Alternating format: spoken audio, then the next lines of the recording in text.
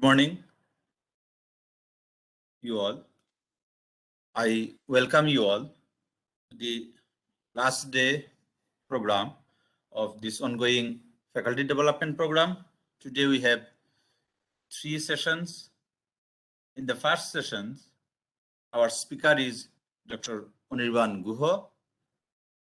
He will speak on virtual Linux environment as self-learning approach.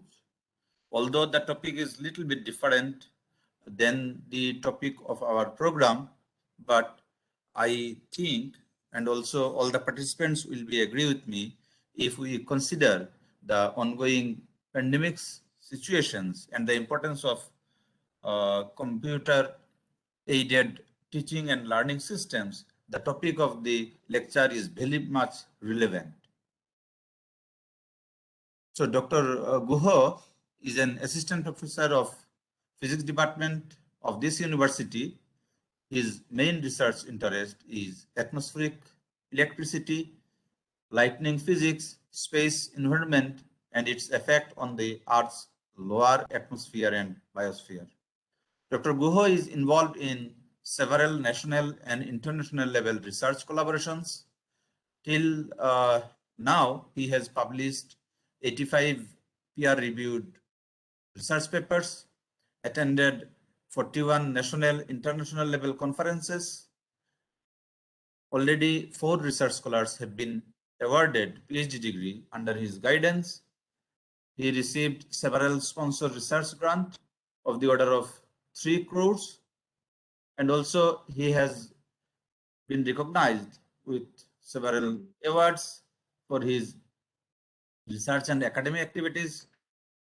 To say a few, say Sir Jagadish Chandra Bose Award for the year 2011-12 by Government of Tripura, Fulbright Postdoctoral Fellowship in the year 2012-13, and he worked at MIT USA. Again in 16-17, he worked at MIT as a Raman Postdoctoral Fellow. He also visited another 2 times at MIT as visiting scientist. He also completed an exchange program through Indian National Science Academy at Tel Aviv University, Israel.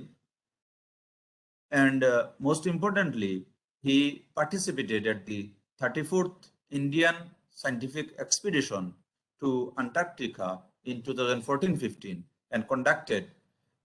This program was conducted by the Ministry of Earth Science, Government of India. So with this, I request Dr. Anirban to please deliver his lecture. Sir, please. Thank you, Dr. Hussain. I think my voice is clear and everyone can hear me. Yes. Yeah, okay. Thank you. Good morning, all the participants who have joined till now. We try to start the program on time so that we can stop on time. And we believe that you will find this presentation interesting. As Dr. Hussain told already, that it's a bit of different from mainstream topic of the FDP. But as I go through, you will find that all these techniques are highly relevant to any research topic that you are presently working. So without wasting much time, let me share my screen.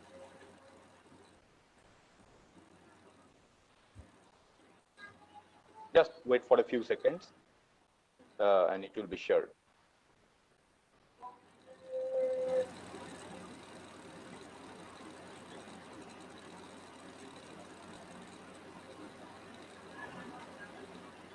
Yeah, so I see my screen because I am using 2 devices and 2 different network connections to make sure that what I see, what you see.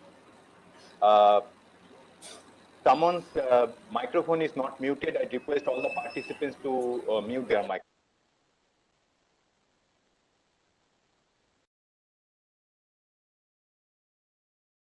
Anirban, your sound is not coming.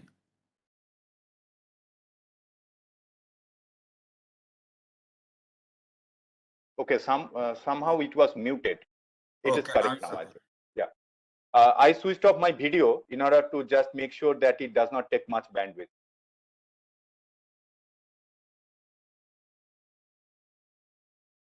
So this is the topic of today's lecture. The topic is virtual Linux environment, a self-learning approach. See, in the heading, there are several words that requires proper recognition. That means virtual. So in a pandemic situation, almost all of us are well recognized with the virtual word. Okay, so I don't need to explain what is virtual. It is something that is not real, but at the same time, it is very useful for us to do some simulations. Okay, like we are now meeting virtually.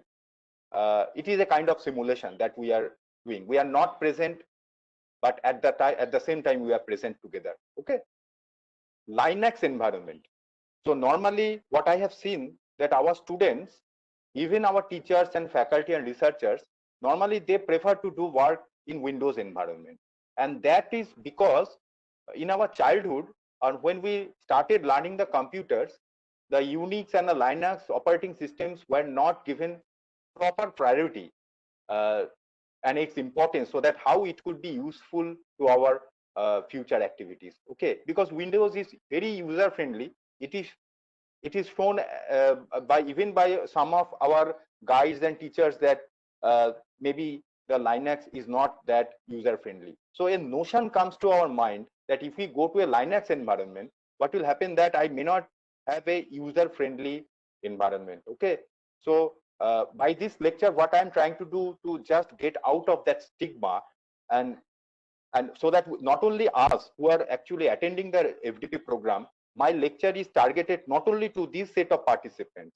rather our children and our students who will be further doing many research and other studies. For them, it is also very important. So at least if 10%, 5 to 10% of the FDP participants find this lecture useful and use it as a take-home message in future, then our actual purpose of delivering this lecture will be fruitful.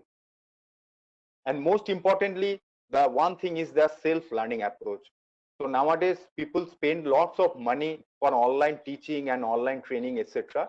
But finally, self-learning approach is very important, which how we can do without spending a single penny, without going to a real computer where you need to install a Linux environment. That means you can use a Windows computer and install Linux under a virtual environment and see different kinds of open source tools. Those are freely. Freely means there are two concepts of free. One is free source code and one is free of cost. So freely is a kind of misleading thing. Sometimes whenever is something that we are getting it free, we consider it as getting it free of cost. But sometimes all the free source code softwares are not free of cost. So we will also briefly define that. So let us now go to the next slide. So this is a situation that I have shown here. Two children, what they are doing, actually we do it ourselves. Okay, when I go to airport, when I go to railway station, even when someone is riding a bike, even someone is attending a meeting, even someone is walking in the road, even someone goes to the beach or a hill station, this mobile phone is so stigmatic that it teaches to us in such a way that we can't get rid out of it. That means I lose my everything, but I can't lose my mobile phone. The situation has come like this. Okay, as a matter of fact, what has happened to our children and students, they consider that mobile phones may be the only way through which we can go for e-learning. Now thing is that we are in a situation where we are going from physical mode learning to virtual learning, but we need the proper medium so that our biology can also cope up with that. What I mean by biology here is basically our sensory organs, which are our eyes, ears, and other things. Because in a physical class, we also directly sense the presence of a teacher, but in a virtual class, that technology is yet to come. But we can at least hear and see our instructor. But the problem here is that using a device which is not having proper aspect ratio. What I mean by aspect ratio, that it should have a certain amount of length and breadth so that we can properly view the things that we want to view is not possible through a smartphone. So in smartphone learning, it is very important that we can grab some definite information. Okay, we can grab some definite information for quick reference. But prolonged learning through smartphone poses many threats that is beyond the scope of this presentation. But what I can do it here, that at least using a laptop or desktop, how without leaving our very user-friendly Windows environment, we can still venture into the Linux environment in a virtual platform and then install some software and see how we can do things so that our children, our students can know, okay, this is a platform that is also useful and we can do that. There are several other advantages that I have not listed, but I will come one by one when I will show some examples. So the main purpose of showing this picture is not that our children are doing, actually we do. Like that, I can sense that many of the participants who are now listening this lecture may be listening in one ear and maybe listening to other things in their smartphone or doing other things. Okay, so what is happening actually here? The smartphone is becoming a part and parcel, but for learning purpose, what I want to say, getting read out of the smartphone is very important. At least we have to go for a bigger screen environment or good audio environment that is only possible through a laptop or desktop. Okay, so how can we do a virtual platform? How can we just approach this platform? So see in this slide, what I have shown, that say you have a Windows laptop or Linux laptop or Mac OS laptop. I will not touch upon Linux and Mac OS laptop here now because we are all, I don't know, maybe maximum 95 to 99% people may be using Windows. In fact, I am using Windows for this specific presentation. So maybe 100% of us using a Windows system that is a host operating system. Okay. Over this host operating system, what we need to do, we have to run a software which is called a virtual environment software, under which another operating system will run. Now, the thing is very interesting here. We can run Windows under Linux, we can run Linux under Windows, we can run Mac under Windows, and vice versa, whatever combination you can think of. But here, what we will be doing, I have a Windows laptop and I will use some platform that is called a virtual environment, under which we will see how we can roughly install a Linux operating system. I will not show the installation process because it's a long process, but this video is being recorded and it will be available online, and there are lots of YouTube and other references that you can go through if you are really interested to learn and utilize this open source utility. So let's go quickly what platform we are going to use here.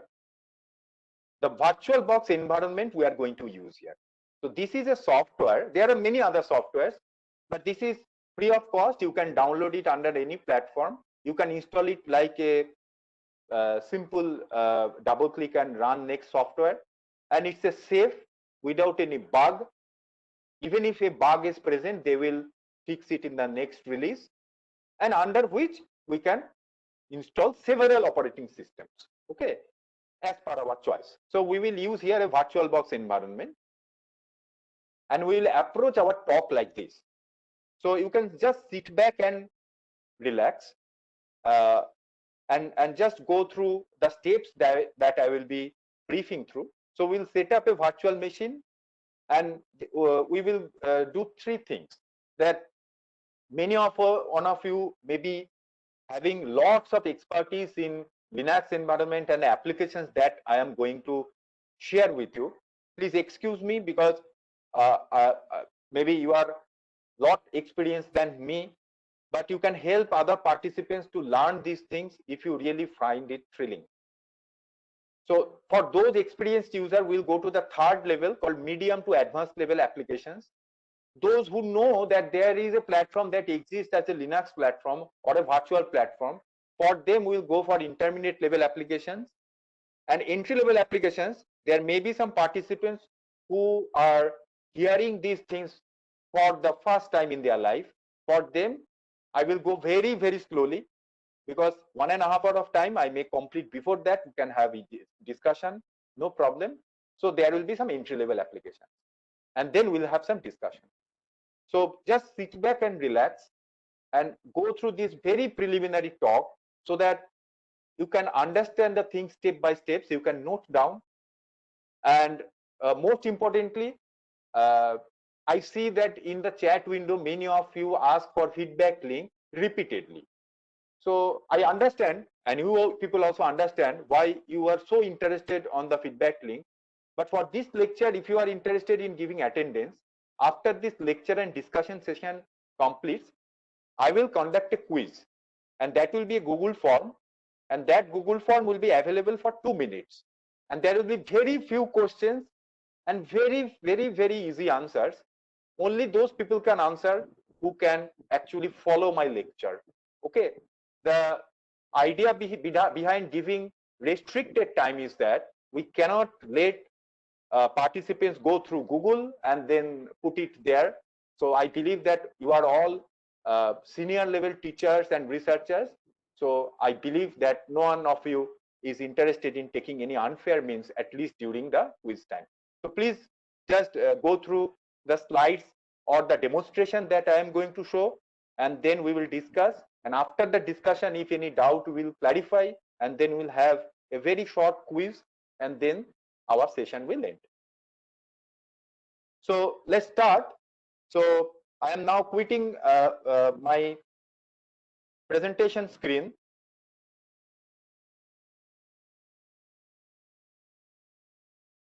Up to this time, if you have any questions I don't know, you can ask me, because I am going very slowly. Though prolonged discussion may take some time, so you can, I prefer that you can reserve your questions in the chat box, and you can ask me after the presentation.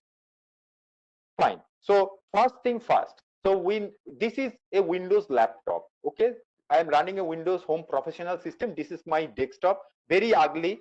So it's not something that I have prepared for this presentation. Very ugly means lots of folders and other things. Typical bachelor like laptop, that you can say. Okay. So now let me go to Google, and let me try to search something called VirtualBox. So when I type VirtualBox, a link comes,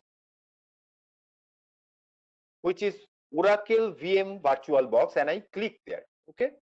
So those who are interested, who can just note down this step, we have to go to Google and write VirtualBox, and the first link that will come is the virtualbox.org. This is the URL, and we will download this VirtualBox. Now we can download under different platforms. So if we go to the download section,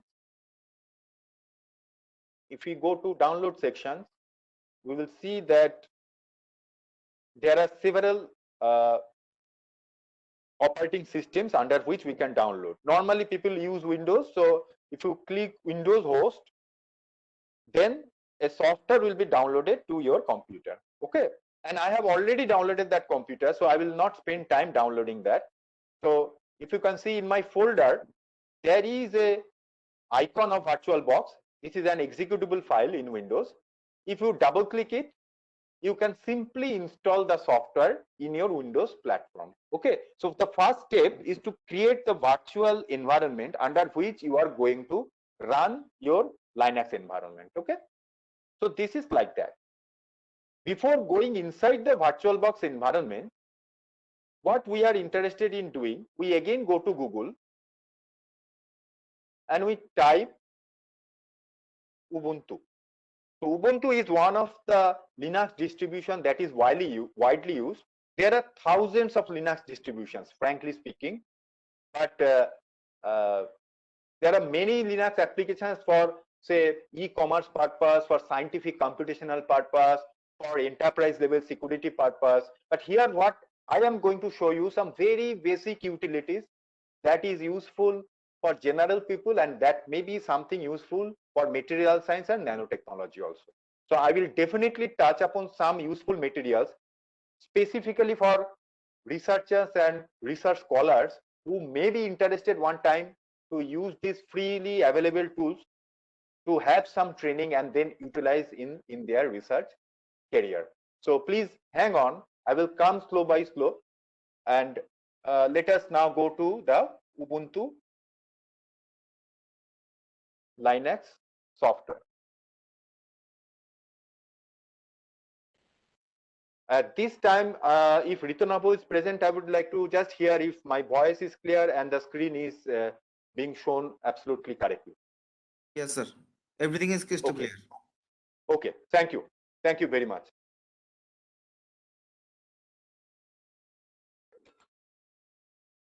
Now see, many of you may be familiar with the Ubuntu Linux system, but since I don't know the spectrum, I will consider that everyone is new. Please excuse me if you know, but you can definitely contribute after this lecture if you think that we can make it much improved. So we go to the download section. So here is some tricky things. There are 4 versions of Ubuntu here. One is Ubuntu desktop, one is Ubuntu server, one is Ubuntu for IoT or information of things, or Ubuntu cloud. So sometimes people don't understand which Ubuntu to download. So basically we will download the Ubuntu desktop, which will give us a desktop environment, or we call it as graphical user interface. That means we'll have mouse, keyboard and the display, and everything will be as if like a Windows system. We will have menus and bars, scrolling, etc. So actually we will not find much difference in comfort. Okay, but if someone is interested in command line interface, or we call it a CLI, they can go to Ubuntu server, which is very important if you are interested in running any simulation and you don't want to load your operating system, like your memory utilization and CPU utilization may be much higher if you are going for a desktop environment, and you don't need that for running your programs under a CLI environment. So your resource management will be much better under server environment. Okay, IoT devices are something like that. Say if you have a temperature sensor or something, say a proximity sensor from where you need to transfer some data to a satellite or a drone or some other applications, then of course you need some IoT platform. Ubuntu for IoT is very useful for that.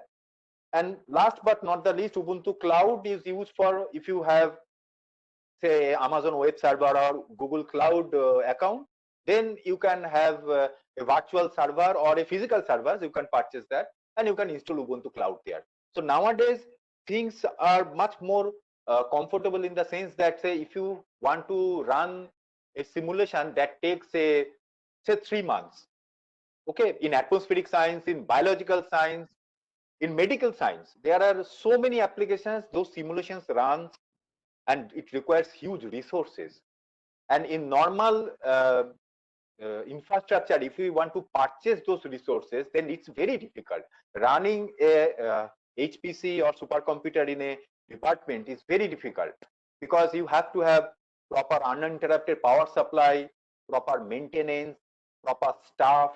So what people do, they simply go to cloud and they configure their system in such a way so that they get the proper CPU, RAM and other utilization, whatever they want actually, and they pay for only that. Okay, so that is a different discussion that we should not concentrate in this presentation. Let us concentrate on Ubuntu desktop, which is just application level environment that even our child can do. Actually, a person, when we are in class 3, 4, 5, 6, 7, we cannot judge our expertise with our children, because nowadays children are much more advanced, not advanced in terms of intelligence, but advanced in terms of gathering information and having updated information. Okay, so they may know it much better than us. We may not be surprised that if a student of class 2 designs an aircraft body or a bridge, we will not be surprised, because they are giving resources. So I will show something, that kind of resources also. that they can practice, and before even going to their civil engineering, they can practice it under this open source platform. So please stay tuned. So if you click this Ubuntu desktop, this will be downloaded. Okay. After downloading, I have kept it here. This comes as an ISO image that we can burn under the VirtualBox environment. Now this burning process itself requires a separate workshop. Because I have a limited time, I cannot show how to burn the ISO image into the VirtualBox. But if any one of you feel interested, I will be readily available after this presentation over phone or email to help you. But since it is a self-learning environment, if you are interested, I am sure that you can just give a Google search that how to burn ISO image under VirtualBox, and you will get the information correct. So now let me go to the VirtualBox environment. You see, I have a VirtualBox manager that I have already installed in my system, and I have two Ubuntu. This upper Ubuntu that I use it for my normal purpose under the Windows operating system, and this Ubuntu is running. That means I have already run it and installed it, and that I have specifically installed it for this FTP program. Okay. Now, I just want to show you some settings that you can do inside this virtual operating system. So if I go to settings, I may not change those settings now, but I can show you how I can change this. So in the general, you see many descriptions are there, but if I go to system, these things are now grayed. But you see my host computer, the Windows computer, has a iCore 7 Intel processor having 8 cores, and I have basically allotted 4 cores to the virtual machine. That means I can control how many number of cores I want to dedicate to this particular virtual machine.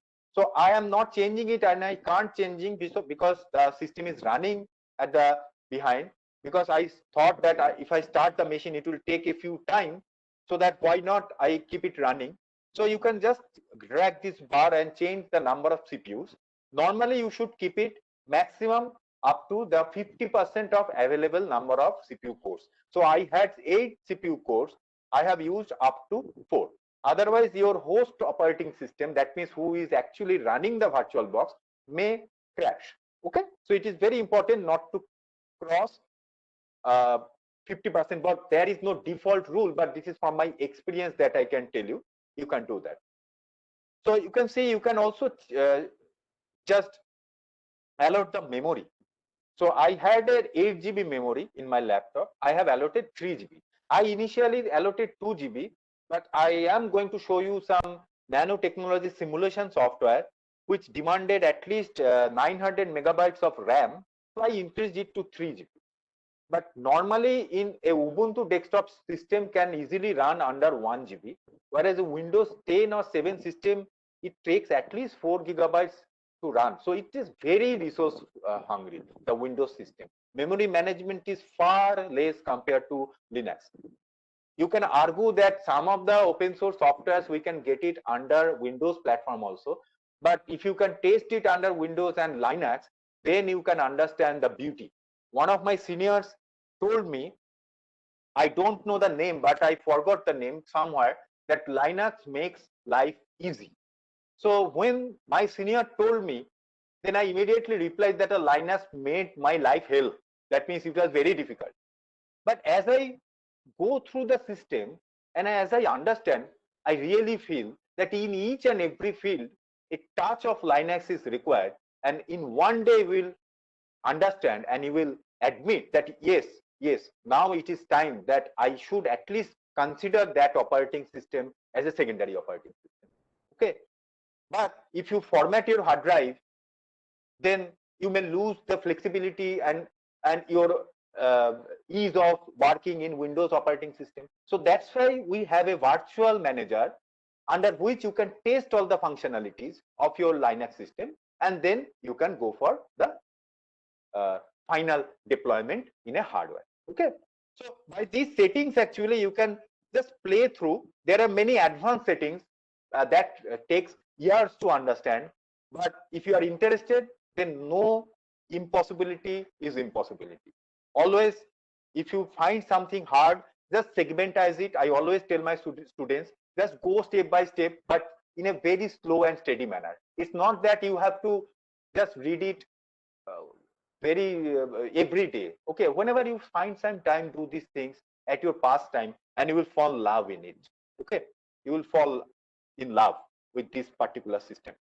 Anyway, so you can go through these settings and other things, but I have not shown you how to actually load the Ubuntu because it takes some more time. You can go to file, a machine, and you can create a new machine from here, and there is a wizard and it can tell you everything. And it will tell you somewhere that everything in your computer will be wiped out, but that wiping out will be in your virtual computer. That means they are not going to touch anything under your Windows operating. Everything will be happening in your virtual platform. So even if you wipe out nothing. No work folder will be wiped out. Everything is under a different shell. So that's why the beauty comes. So before you go to say a pilot goes for flying, they have to pass the simulator test. So now what we are showing is a simulator actually. Okay. So now I have run already the system. So let me log into my system. So this is a virtual Ubuntu system that I am running, and I think most of you may be familiar who actually work with this system. If not, let me just go through. So you have several menus here. You have activities. Say I have a folder called Anirban. I have a folder called Anirban here. So I can go here and I can see all the different folders that are available to me. It is almost like a Windows structure. These are Windows structure, graphical user interface structures.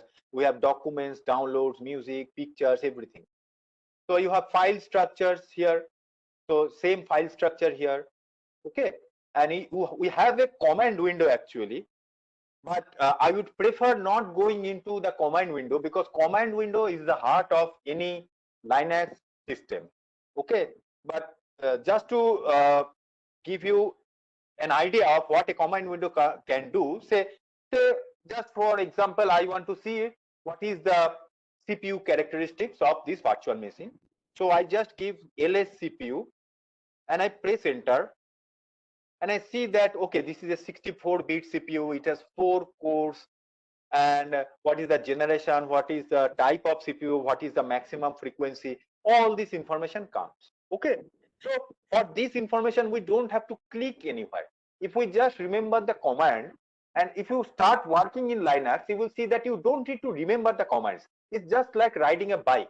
So when we are learning riding a bike, we have to think about where to push or clutch or gear or like that. But when you actually learn things, it becomes a reflex action. So like that, when you start doing things, you will start loving giving commands in keyboards, except for going for only for mouse and keyboard GUI based system.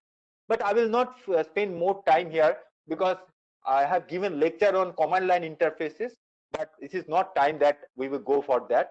Say for example, if I go for a command like free, it will immediately give you the amount of memory that is available to me.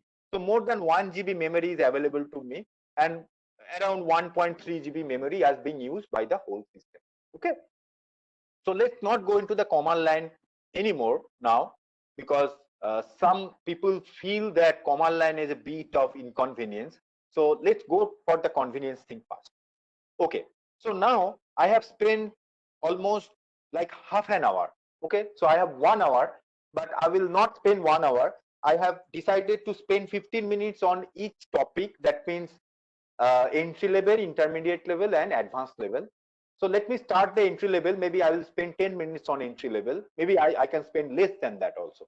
So entry level means just knowing what this virtual Linux is. It's basically a Linux platform. You see, if I minimize it, I directly come to my Windows desktop. So this is my computer, and I have come to my Windows computer. Okay, I can do anything. Even I can share files from there to the Linux system. So I have come to my Windows computer. but the next moment I can just click there and I can go to my Linux computer, which is running under a virtual mode. Okay, so it is as easy as that to learn under virtual environment. So our students and children can learn virtual operating systems. You don't need to have a MacBook to run the Mac operating system, Apple. You don't have to have an Apple computer. You just borrow somewhere the operating system and run it under virtual, and you can easily get acquainted with that operating system. Okay, because when we go to different labs in different country, what happens, you will see extensive usage of these operating systems. Okay, in a secured environment, people never use Windows because it is notorious for security breaking situation. Okay, so I will not go into file structure and other thing, but it is also better to know a little bit about Linux operating system. It may save your life one day. Take my word seriously. Anyway, so all these dots here shows the applications. Okay, so if we just click the dots, you see the first thing that we need in a computer for us is Word, Excel, PowerPoint, and a PDF maker. Okay, a person will be very happy if he can edit and he can make a PDF. Okay, sometimes we become annoyed that we can't edit the PDF. Someone has sent me a PDF, say that is encrypted or having a digital signature or has a table. You can't extract it, and even if we extract it to the Word, you will see that all formatting gone. Those are a few mouse click in a Linux operating system. Whatever security an Adobe Acrobat and other system give, if you are master in Linux operating system, you can break it in one minute. So I am not asking doing for any unauthorized things, but in many times we really need to actually edit PDF files, and we go for many third-party softwares which come with some risks. They come with some malware under Windows system. We don't have internet security or firewall, and they infect our system and mobile, and then someday we get hacked. Okay, that is very unlikely under Linux operating system. By default, it's a very foolproof under the super user and root user. So it will not give access to those areas which are having sensitive information. So first thing first, let's go for an open suite called LibreOffice, and which looks like Microsoft Word. But people may say that, okay, if I write here, how can I save it to the default Microsoft Word format? Okay, so it is taking some time because our memory is a bit low, but it will come.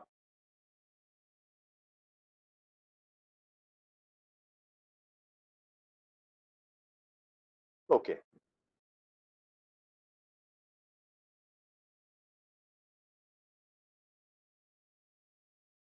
So you see, say this is almost like a Microsoft Word platform.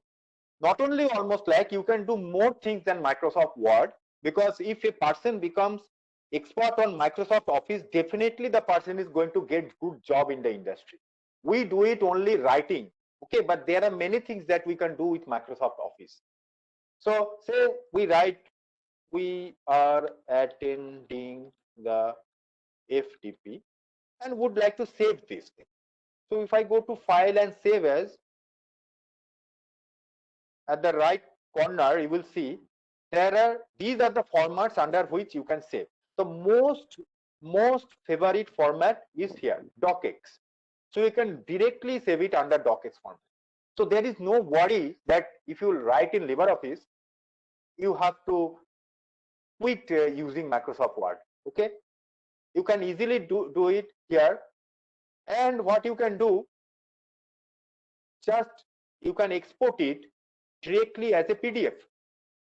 You can directly export it as a PDF from here, and you don't need any Adobe Acrobat, any third-party software. Normally we use pirated softwares. Okay, no one purchases the PDF writer.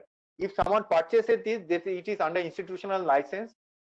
But if we really want to purchase all the softwares we use under Windows operating system, then our pocket will be absolutely empty. Okay, so we don't do it. Okay, but when we download these pirated softwares, we are actually downloading some certain amount of risks that we don't know when they will fire like a time bomb or a Trojan horse, and they will infect our mobile, because our mobile are now linked with our Gmail. Okay, so anyone says I have a mail ID, they will say Gmail, and your Android system does not work without accepting a Gmail ID. Here the risk comes. So the things can propagate from your computer to your mobile if you download unauthentic things. But in Linux, you are much more safe than that. Okay, so you can save it with a PDF. So I can simply export it, and I can just overwrite something that I already did, and I keep save, and I keep yes. While it is saved, I go to file, and I go to documents, and I open it, and it opens in a PDF viewer. We are attending the PDF. Okay, so this is how we have shown how you can use the LibreOffice. I am not saving it, but there are other softwares you can go for, like Presenter, or like Microsoft Excel. You have sheets here, so you can also use this Microsoft Excel like thing. And Presenter, this is called LibreOffice Calculator, so you can simply have this and play around. So if you show it to your children or your students, and if they say that okay, I can't do it, it's very unlikely they will like it. So an operating system that comes ready with all the softwares like your mobile, you don't need to basically install any other software. You have music box and other things. So these are the preliminary things for entry level. If you want to quit the presentation now, no problem. You can still do things like with these preliminary things. So means now I will now go to the intermediate thing. So please sit tight and relax. Now whatever I am going to show will contain something that is related to material science and nanotechnology. In addition, also I will show some software which I like very much, but within limited time I can't show all the softwares, but you can of course download and try it. Okay, so let me go to the intermediate level. So I am covering time as prescribed, so it's 11:12 now, so I think I can cover it within my time. Let's go to the Ubuntu Software Center. So Ubuntu Software Center is written like capital A, and there are several sections here in the Ubuntu software: art and design, devices of IoT, books, development, entertainment. If you just double click someone and go there, you will see portions of softwares are available which are free of cost, free source. You can install and play with it. But specifically, since we are doing a science FDP, so let's go to the science tab, and let's just load it. And I have already loaded some softwares, but you can browse through what are the things that Ubuntu is directly providing us. Okay, so I have downloaded something already installed. So before I go to the material science softwares, I would like to show you something that you can simply pass over to your children's for pastime. Okay, now we are paying a lot of money for online classes. Okay, I would request you people that you just let your laptop install a virtual operating system and give your children the access to these softwares, and they'll be more than happy to play with these softwares rather going into other things. Okay, I would spend money going into a hill station or sea beach instead of with my children, instead of just engaging them in an online class or remedial class that requires a huge amount of money.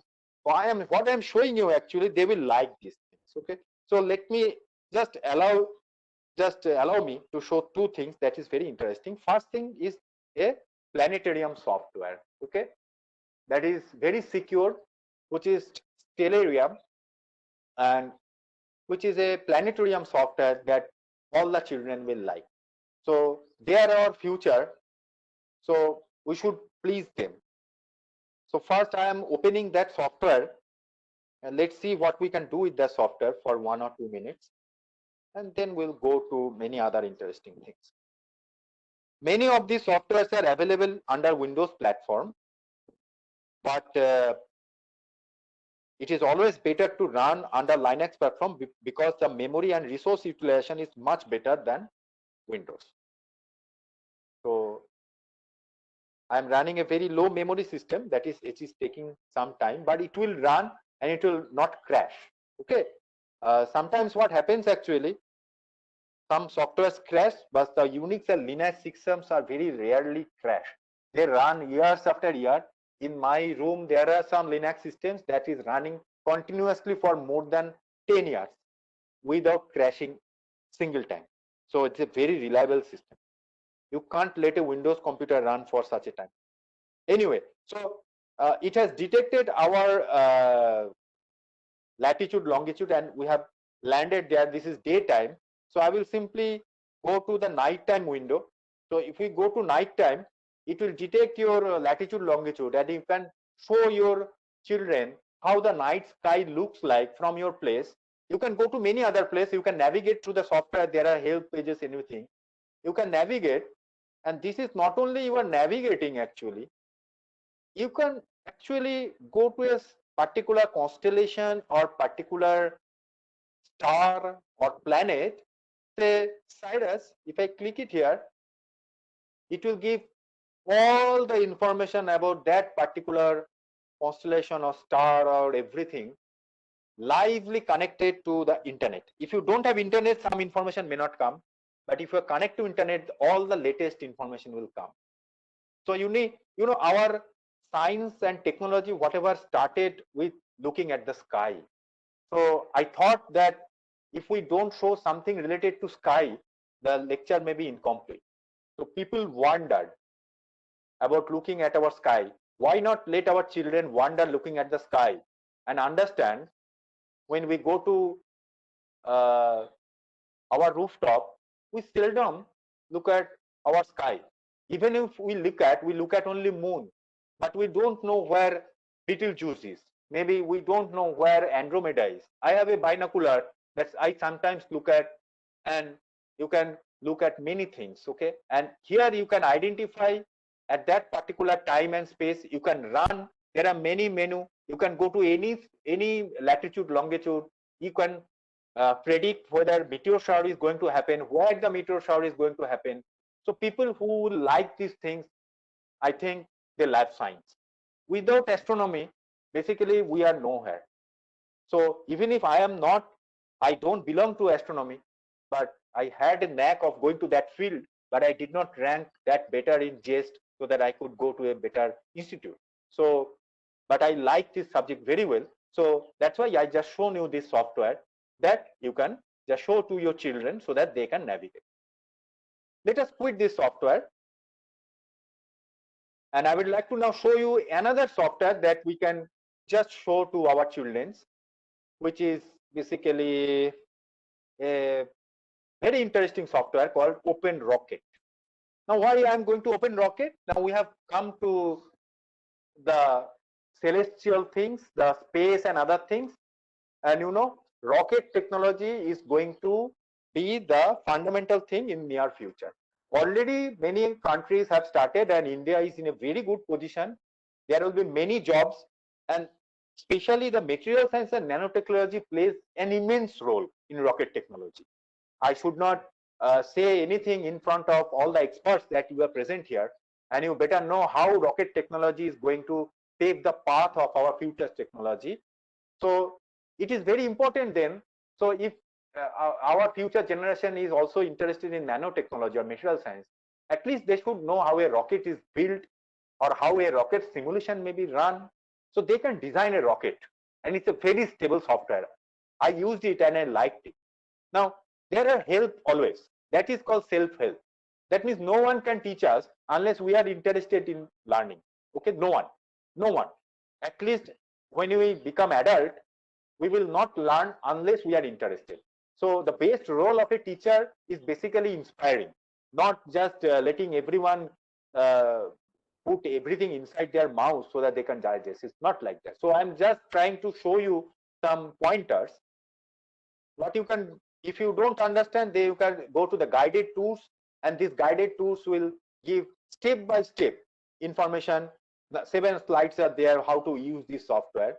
This is a very good software for rocket simulation, and some of my friends who work in ISRO and some of my friends who even work in NASA, they told that these open source tools are very, very useful for a child to learn how a rocket is made.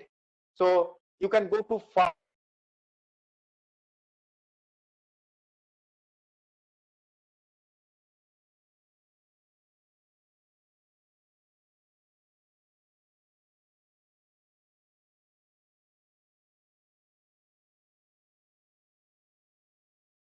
So we have simple rocket model here. We have 3-stage rocket model. Okay. Many other rocket models are here. So let me just run the 3 simple rocket model.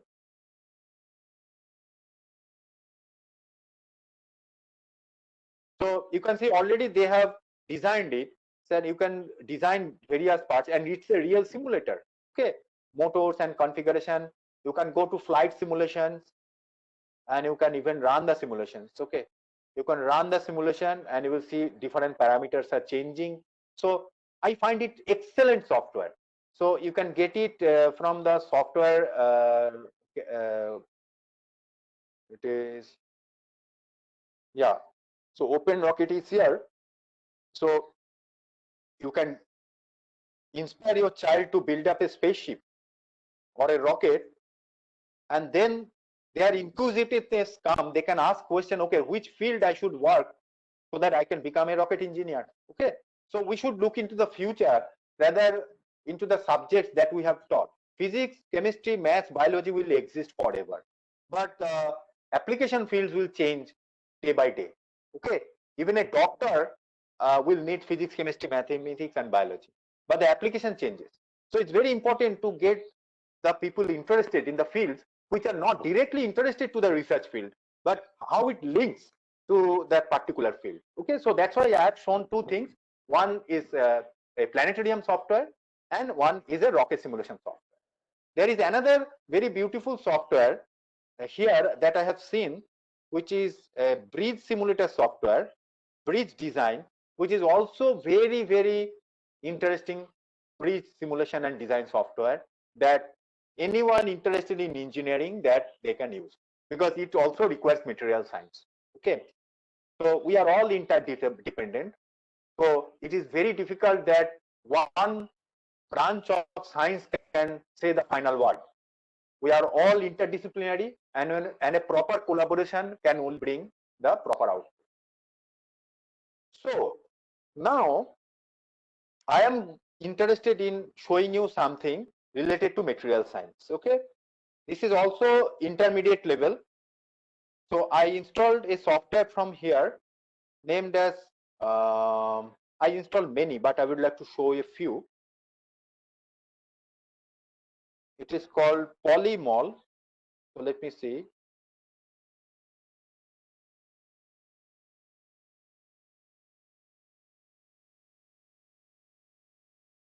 Yeah, Polymol OSS.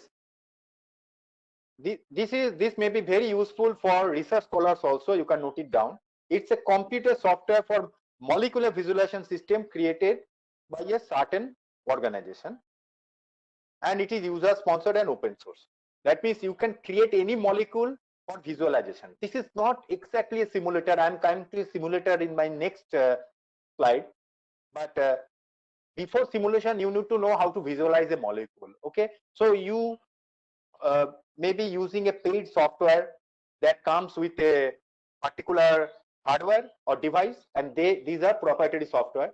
But even if you don't access to a very costly hardware in your lab, you can still use this kind of visualization software in an open source and free software mode so that we can learn. So let's go and run this software. So let me close the Open Rocket because it is taking some resources. So I don't want to just clog the resources. So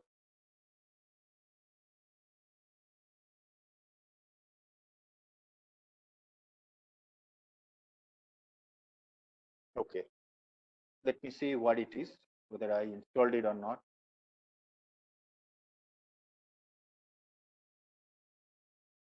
pi mole.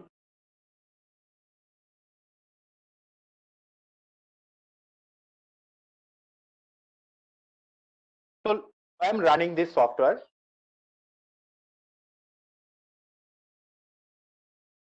Just because of the memory usage, it's a bit slow, but it will run. This software has some command line interfaces, but if you are interested, you can run it very comfortably. So the software has run.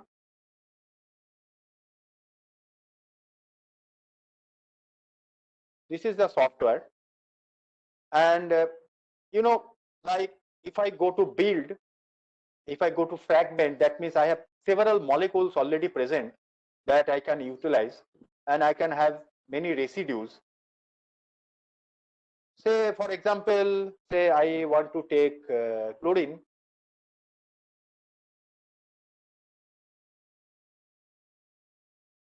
I go to builder.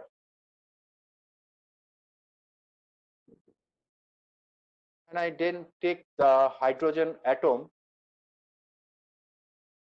and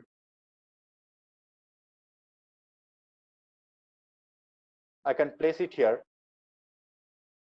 I can rotate it. I can visualize it in 3D, and I can zoom in, and I can place many other molecules from here, from builder. I can put bonds also here. I can put benzene ring here. So there are so many things that you can do. You can rotate and see these molecules so that from different angles. So you can understand, even if you can go to the properties of those molecules. There are many things that you can do, because I did not have time to go through all the sections, but there are many things that you can do with this molecular visualization program. So normally we teach people like a hard copy book or a static image of a molecule, but using these things we can design a molecule and let the students do whatever they like with this 3D visualization program, and they'll be very happy. They will then know, okay, what is exactly going on at the molecular level. So I think that software could be very useful for the people who are attending this program, as well as you can propagate this to your students and other people who can use it for their purpose. There are many other things like pi mole and other things, but I will not show other visualizations.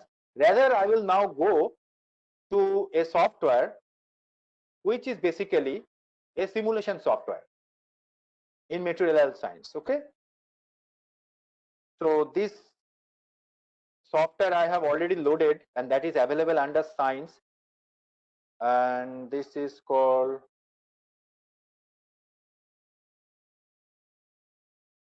Atomify.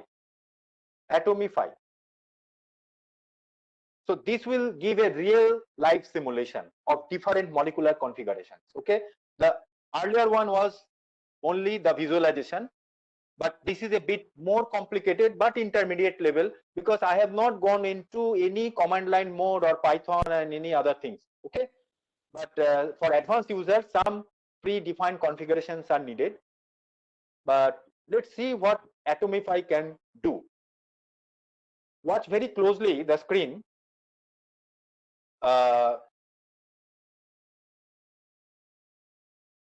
Something is running here, and if you can see very carefully, it is a dynamic thing.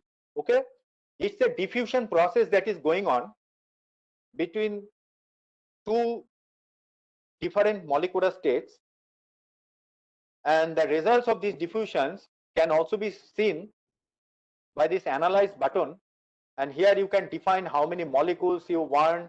Okay, you can even change the camera view. That means you can see the 3D visualization of this molecular diffusion.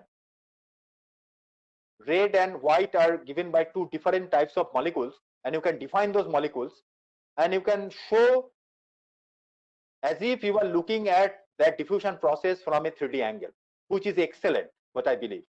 Because whatever we learn, visualization is very important. Unless we visualize things inside our brain, in our own interpretation, learning cannot be completed. Otherwise, it will become abstract. So now see how this visualization is working, which I believe you will like. And we can let the thing run for some specific time and see, one night you can run and see how the diffusion will work. So I can stop this and I can go to many other examples. If I go to examples, you see there are many examples. Okay, crack 2D, friction 2D, deposit atoms. So I would like to show you something which may be more relevant to this FDP. Nanoporous silica. Okay, I was looking at something in the morning, some nanotube like thing. Benzene chain.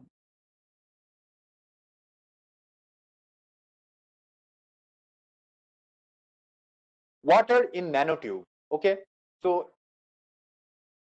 how to visualize the flow of water molecules through a nanotube? If we just run this simulation, the simulation is running.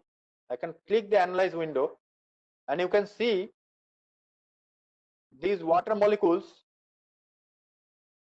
are basically,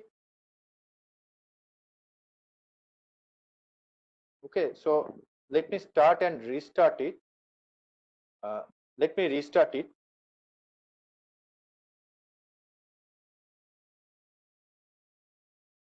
And this simulation shows how these molecules of water are passing through the nanotubes, and after some time how it passes over. So which I believe you can design these nanotubes and these molecules there, and different parameters, number of atoms, time steps, dimension, boundary, number of atom types, and these are different things that you can do, and you can easily simulate. And you can not only for visualization, you can export the results before without doing any experiments. You can do these things. Okay, so you see how the powerful the simulation can be. So I don't know how many of you know about these things in your field. If you know this, very welcome. If you don't know, you can apply it in your own research. So you see another block of water molecules are coming from the top, and it will go through this nanotube, and you can calculate the time, how much time it takes for going through this nanotube. Okay, so maybe I cannot spend more time on it. I have to stop this presentation here, not the presentation, sorry, this topic. I will go to the next advanced level topic. But you can go to the examples for this particular software and choose anything and learn, and then come back and give me feedback after some time whether you faced it very interesting or not. At least I faced it. I experienced this at a very interesting topic. Anyway, so up to this, I have covered the entry level and the intermediate level. But if you're really interested in advanced level applications, see, I can go to Firefox web browser inside my virtual window, and that will also have internet access.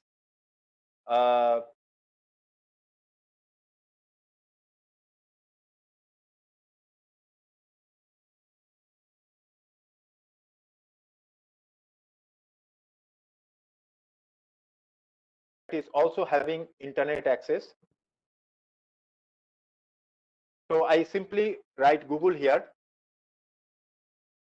and please write it down something. You just have to search Ubuntu Science. To type Ubuntu Science, there is a link which provides all the software.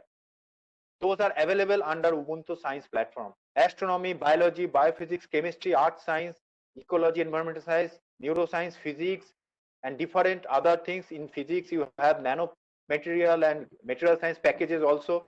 Okay, so you can simply download these things, but remember, these softwares require some pre-configuration that requires this command line access. But if you slowly become experienced, I can make you absolutely sure that you will find these softwares very useful for your purpose. But I would just like to elaborate on one thing, that is the alternative to the proprietary software, because these proprietary softwares, they do actually, they give lots of services, but sometimes when we use the cracked version, we invite many malware in our system.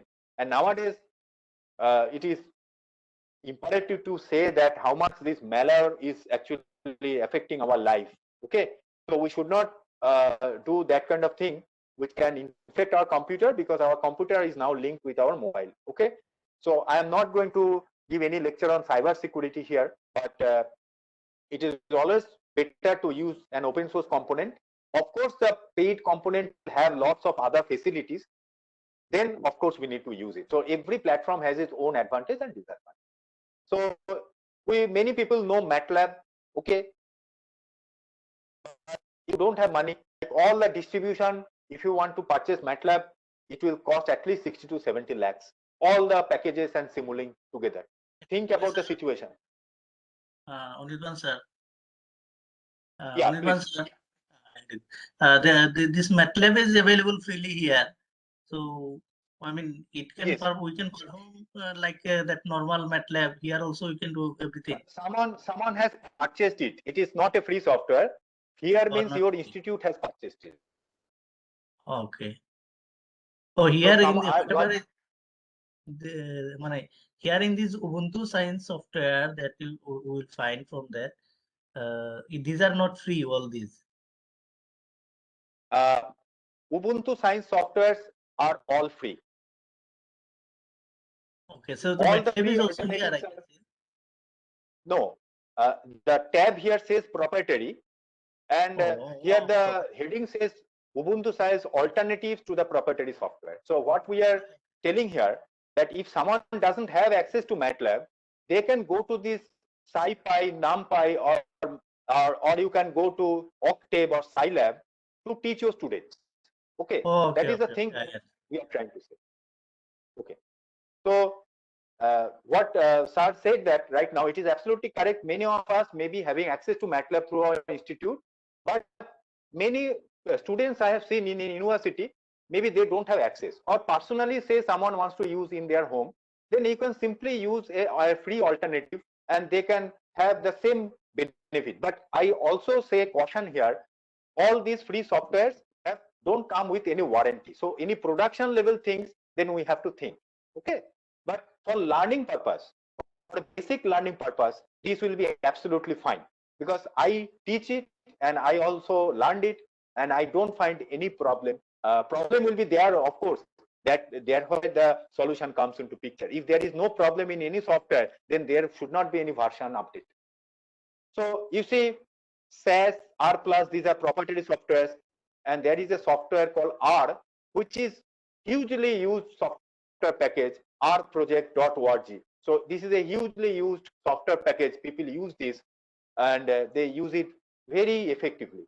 So it's for statistical computing, you can easily use that. Now you can use this in Windows also. But what I am saying that if you can use it under the Linux platform, what will happen? Your ability to the stigma of sticking into only the smartphone or only the Windows will be over slowly. I'm not saying that you go immediately to the Linux or use a virtual platform to practice. Then we can go to that platform. Like XPSS, you have PSPP. Ideal, you have GDL. Simulink, you have SciCraft. We use Origin. In fact, when I started my career as a student in University of Calcutta, I knew only one package called Origin.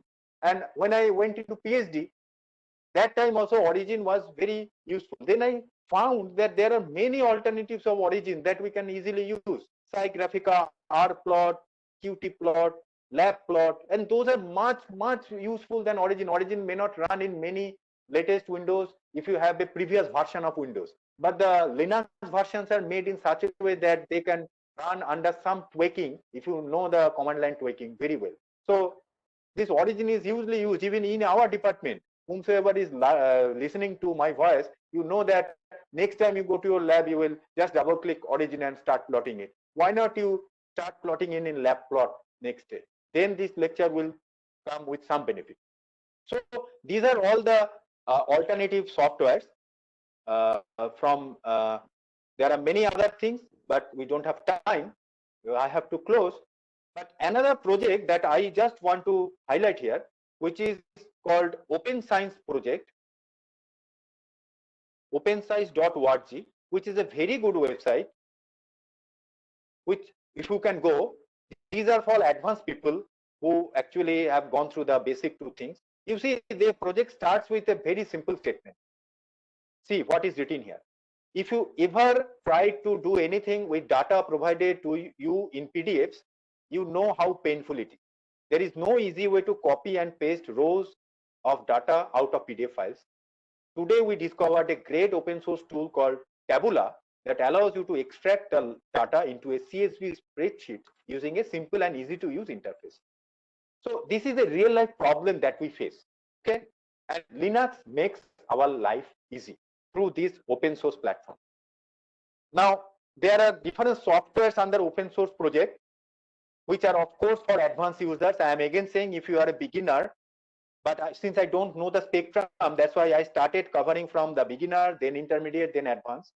And acoustics, chemistry, cognitive science, computer science, physics, nanotechnology. In physics, if you go, currently there are 30 open source softwares, and I go to condensed matter physics and I see there are very good 4 softwares are available. Okay, like this software, TeraPi is a graphical user interface for terahertz time domain spectroscopy and other sequential measurements process. Okay, so Quantum Espresso is an integrated suite for open source computer code for electronic structure calculation and materials modeling at nanoscale. So people who are working in this domain can easily grab this and start doing something in an open source platform. Pseudo potential generation project. Okay, I am not an expert on all this, but what I can point to, actually the famous said of Albert Einstein is that you don't need to know everything, but you just need to find it when you need it. That means that just like a library, when we go to the library, we just don't go to the book directly, we just find the index. So what I am trying to do is give you the flavor of indexing so that you know, okay, I have seen this somewhere in this FDP program. Why not I go there and grab it and use it for my purpose, and I can teach my students also and inspire my child so they can do it. That is the whole purpose of my presentation here. So even in the nanotechnology here, I have come almost close to my presentation. My target was 1 hour 15 minutes, so I have 3 minutes left. So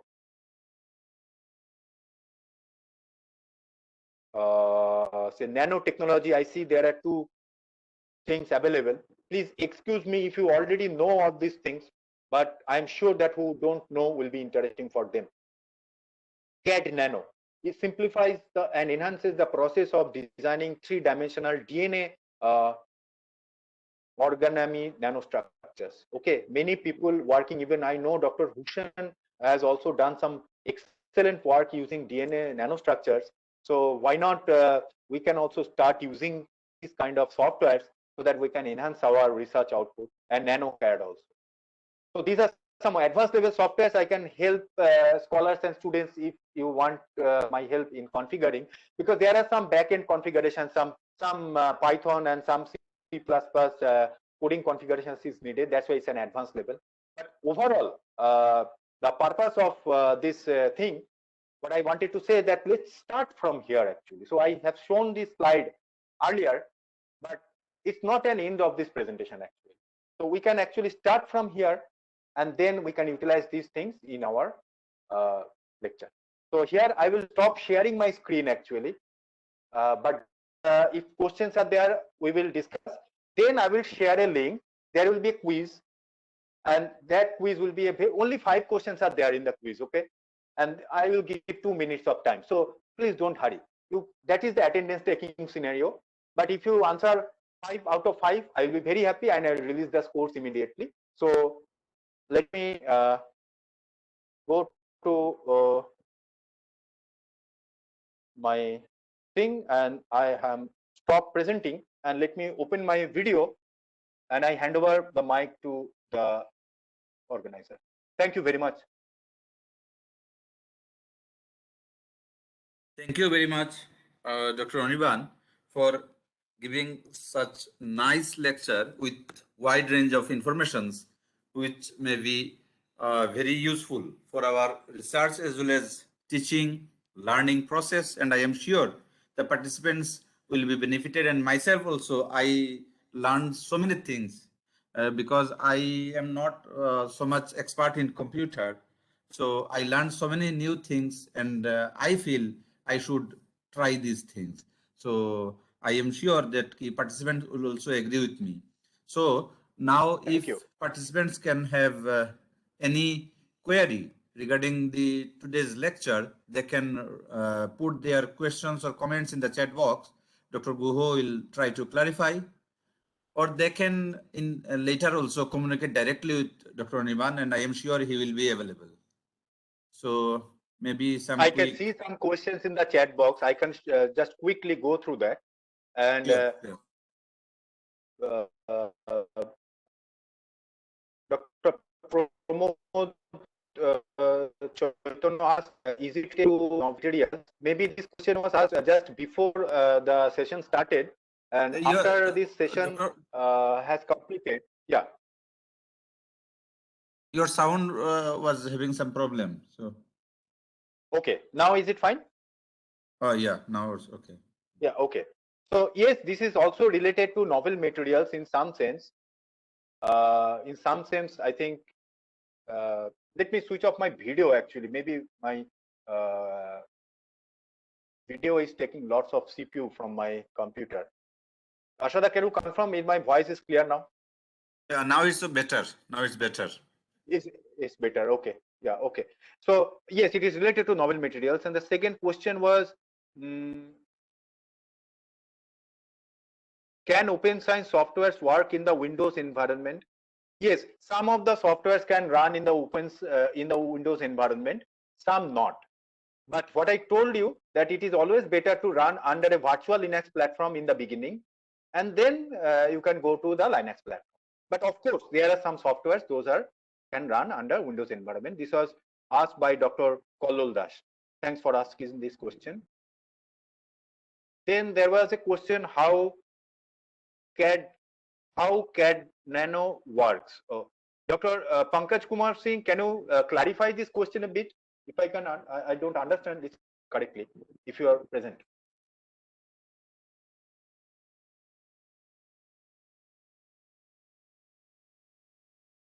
Okay, so let me go to the next question. Is there any limitation asked by Monzurul Kader Ahmed? Is there any limitation using Linux in VirtualBox? Yes, there are limitations. Okay, so there are many applications that requires real life interaction with some interface or hardware. Then you may have some problem. But the thing is that where you just are doing some simulations, I don't think it will have any limitation. So in that sense, I think it's absolutely perfect. But there are limitations. Okay. 10 marks or 5 marks for your test. Okay, 5 marks for my test. Okay. So very interesting question. Anyway, then again feedback link. Oh, I will submit the feedback link, sir. Don't worry.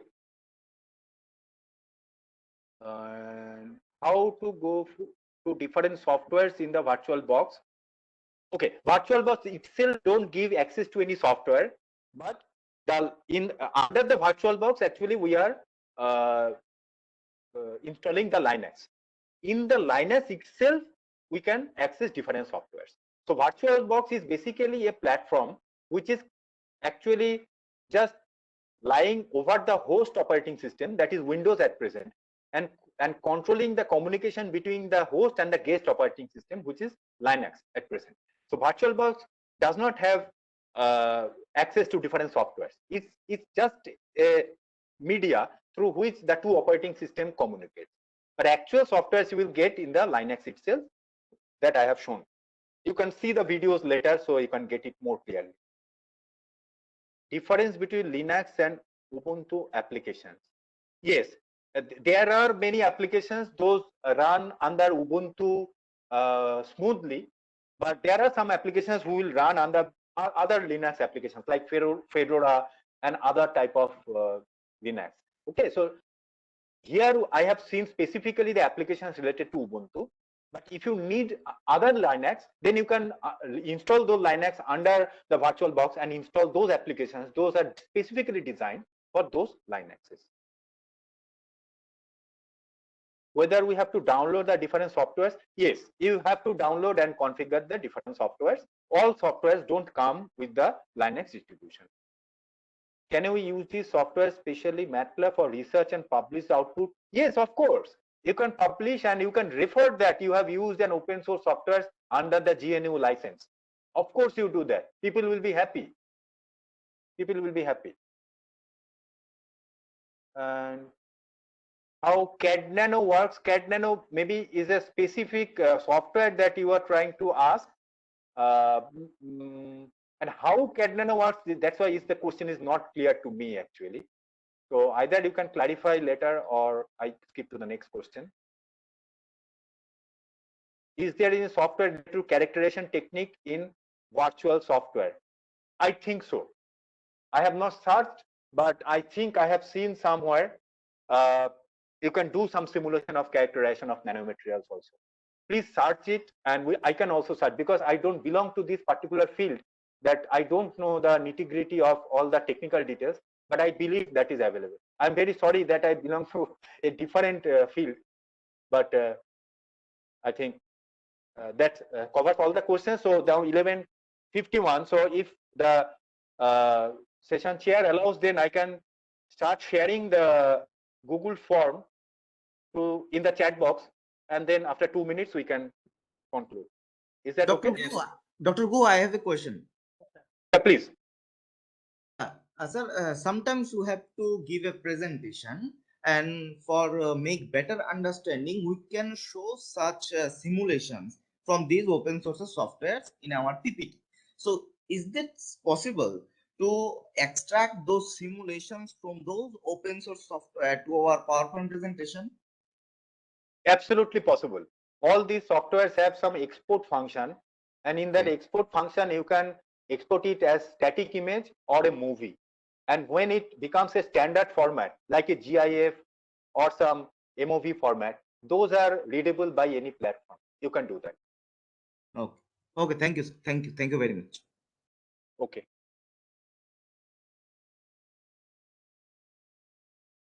Dr. Oniban, you can share the questions. Yeah. So I'm just I make sure that my screen is not visible because it's a question. So I first preview it. Yeah, I have a link. Now I am going to share the link. You have 2 minutes to fill up this form.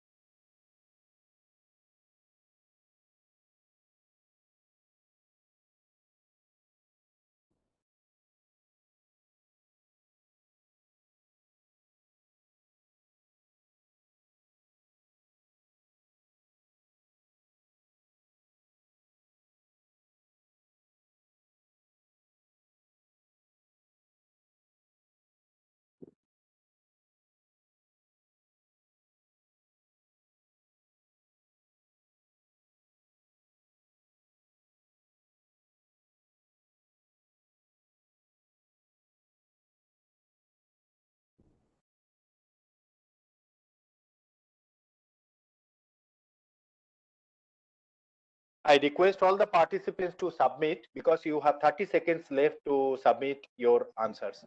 There are only 5 questions that should not take more time. Thank you.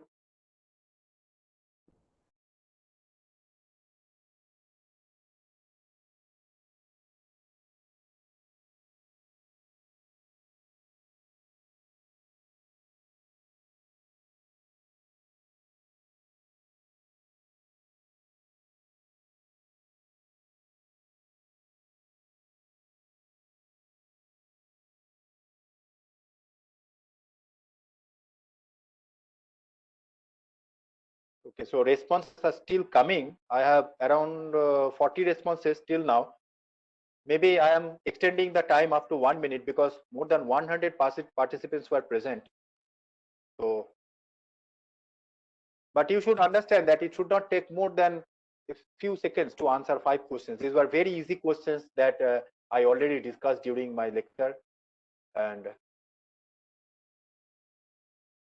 you can only submit once, no problem. I have the record in front of me. But if the response starts dropping, then I will close it. I still see 103 participants, and I should make absolutely clear that I have only 43 responses till now. So either some of you are not present or taking very long time to answer only 5 questions. So I request you to please answer because we go by time because 11:56, next speaker is waiting, and we'll start our session at 12 noon sharp. So we cannot open the link after 12 noon. If you are present now and during the whole session, you can only participate in the feedback.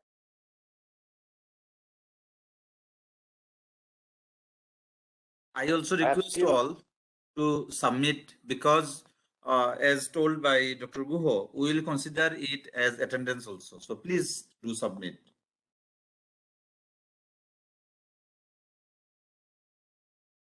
Yeah, as the participants can understand that without attending the lecture, you just can't expect that you come after 15 minutes and submit your attendance.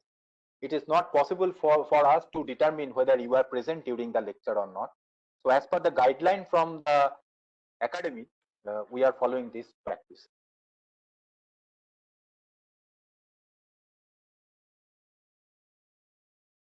Okay, so I think I have received 60 responses till now, 61 and 62, but if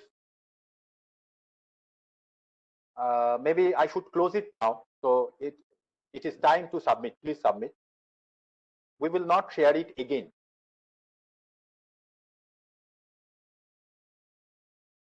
Sir, please wait for 2 to 3 minutes. May I know the reason, please? Actually, my net is not properly working. I can wait for 1 minute, sir. Is that?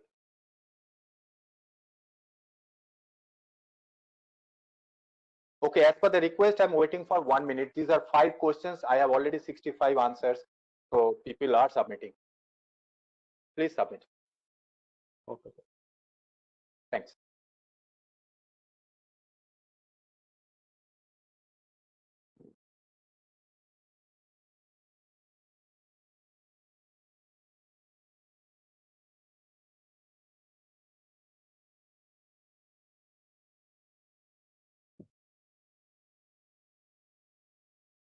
Yes, sir, done, sir. Thank you, sir. Thank you. So I'm asking Dr. Hussain chair. So we have 70 responses. So I think we can stop. Yeah, you can stop. And still somebody is asking for feedback attendance list. Already we have announced, and Dr. Guha also clearly mentioned this form, what he already shared, will be considered as the feedback as well as attendance. Okay. So now we will stop the form. Yeah. So I think I close my session here, and I thank the organizer for giving me this opportunity to present this talk. And I'll be very happy if someone of you found it useful and you can use it in your future. Thank you very much, and maybe we will see sometime somewhere in Sir, future. please share Thank your you. presentation. Okay, Dr. Guha, thank you very much for enlightening us with lot of new informations, because we know there are, because now this is the age of informations, but sometimes we are unaware about so many things. So it's nice that now we know a lot of things which may be useful for our academic as well as research activities. So thank you very much in this regard and sparing your time also. So, okay, participants, now we shall move to our next sessions. And in this sessions will be chaired by Professor Barin Kumar De, and he was the founding member of this department and retired in the year 2019. And he was doing research on atmospheric science, and he was, as a guide for us for the last so many years.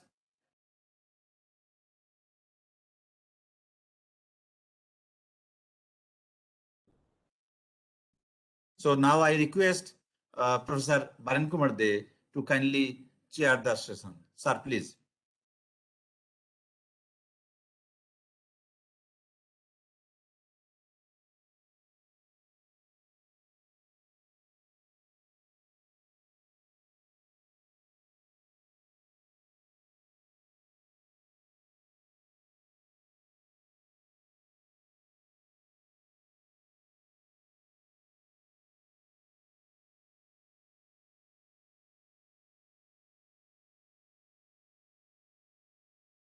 So welcome to all.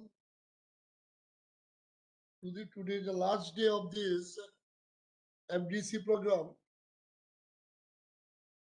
As per